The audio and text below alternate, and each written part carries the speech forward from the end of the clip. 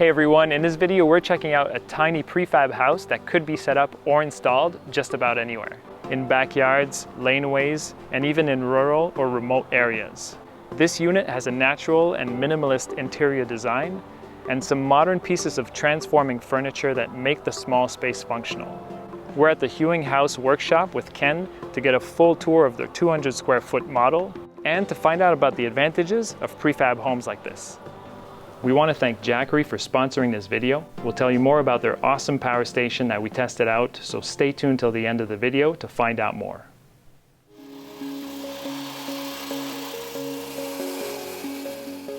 Basically, they're modular buildings, so we build them 100% in the warehouse and ship them complete.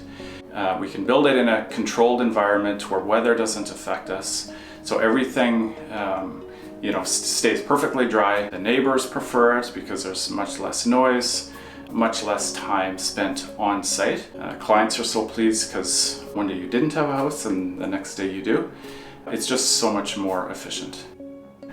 So they're just transported on a regular transport truck and shipped to the location where, depending on the size of the unit, will determine the size of crane we need, and then we can crane them into place. One of our first projects we did was on a small island just off West Vancouver, and we just did two smaller units there. They were just little bunkies, but that was a really challenging one where the client wanted it perched right up on the cliff, and so we barged the units fully complete over there and then hired a massive helicopter and we airlifted them into place. So that was an exciting project for our very first one. You know, they're not meant to replace a 5,000 square foot home or something like that, but rather as an accessory unit or a remote property where it takes too much time and cost to get trades over there. Something like this works really well and the install goes quickly, so it ends up being quite cost effective that way.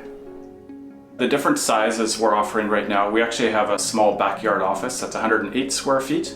But as far as a livable dwelling with a kitchen and a bathroom, we have a 200 square foot, a 300 square foot, 400 square foot, and a 600 square foot.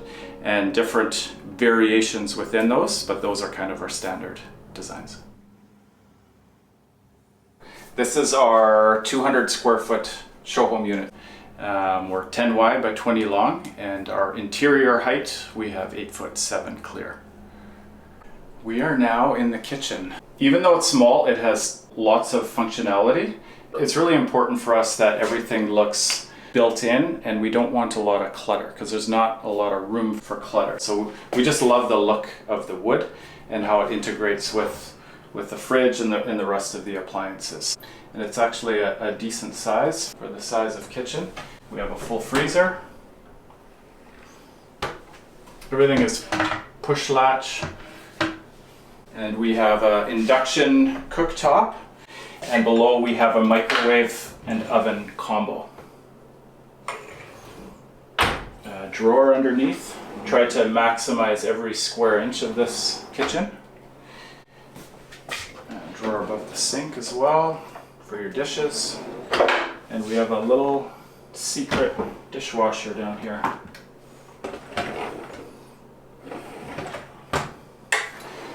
So that's a lot to pack in a tiny little kitchen.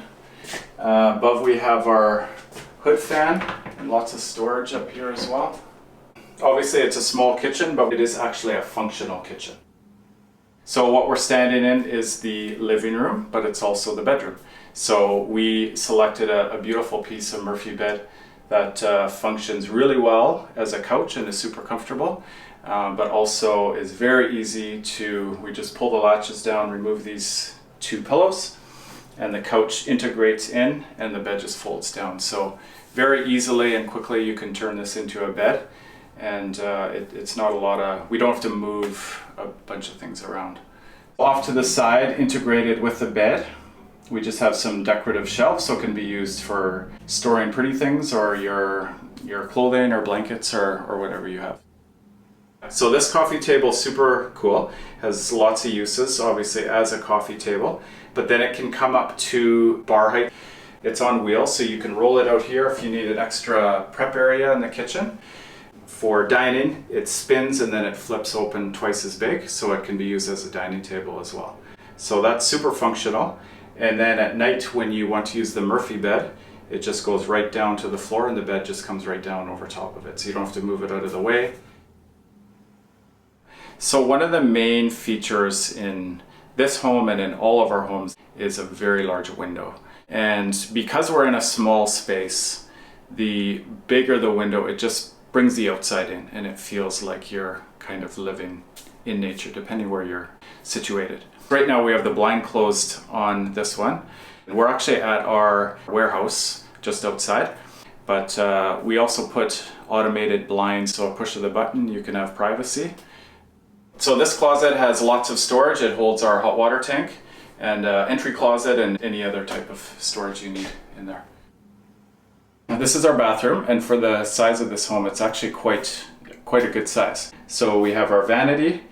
It's a floating vanity, so it gives it a cool look, and we have drawers underneath the sink and our toilet, of course. And over here we have a shower, which is a decent 36 by 36 inch shower. And so yeah, even though it's a small home, it's not such a super tiny space. We do have a ceiling fan in here for extracting the air. We want to create homes that are very healthy to live in. We want to have clean air coming in and circulating throughout the home. So we use a HRV unit in each of our homes. And that way that is a constant air exchange. And it's filtering the air that's coming into the home. So you're always breathing healthy air. Because we are insulated so efficiently, it doesn't require a lot to heat these. So we're just using electric base heaters. Or if you're in an area where you don't have electricity, so we can do wood burning fireplaces, but the majority of them have just electric heat. And certainly we can do a cooling option as well. So we have an option for putting air conditioning in. On this unit and all of our units, we have a couple options for power. So they are generator ready. So if you're off grid, you can just plug in a generator and power this up. They're solar ready as well. Or if you're in an area where you can hook up to the municipal power, you can just plug it in. And so it's very simple to hook up for power. Your septic would depend on your area. So either a septic field or your municipal services, just like any house. So we can do options for composting toilets and things like that if you want to do a fully off-grid model as well.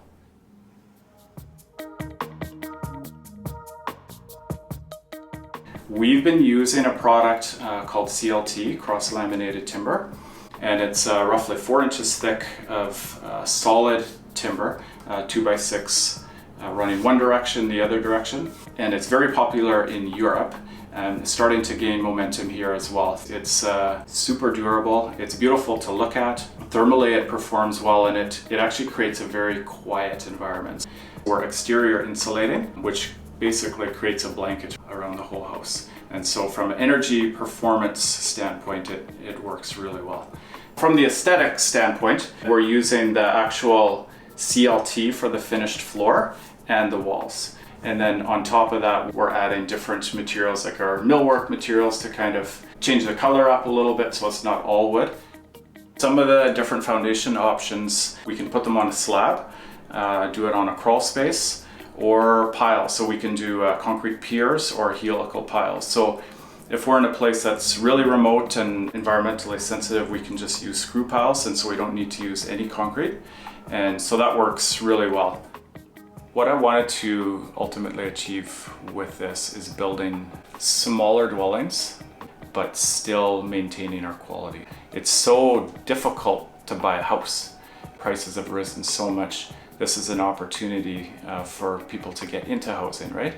And municipalities are finally recognizing that this is a need and creating designations for garden suites or accessory dwelling units. You know, there's just lots of different opportunities, and so that's really important. To find out more about Hewing Haus, we'll put a link to their website and their Instagram page in the description below. We also want to thank Jackery for sponsoring this video.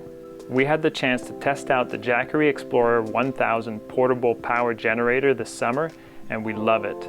We used it as an extra power source in our van to charge camera batteries, to run laptops, and it was also great for times when we wanted to run something outside the van, so we could just put it down on the ground or on a picnic table. It only weighs 22 pounds, so it's easy to pick up and move around, and small enough to tuck away when we're not using it. After testing it out for several months, I think the Jackery is super user-friendly, it's well made, and it's very versatile. And it's great for more than just camping. In the winter, we're going to keep it at our home base as a backup power source so that we can keep our phones and flashlights charged if the power goes out. In terms of specs, it can supply 1,000 watts of power, and it has a 46 amp hour lithium battery. It can power multiple devices at the same time with 3 AC outlets, 1 DC outlet, 2 USB-C ports, and 2 USB ports. And it can be charged 3 ways, which really comes in handy, using a car outlet, a wall outlet, or with their 100 watt folding solar panels to create a quick and easy off-grid solar generator.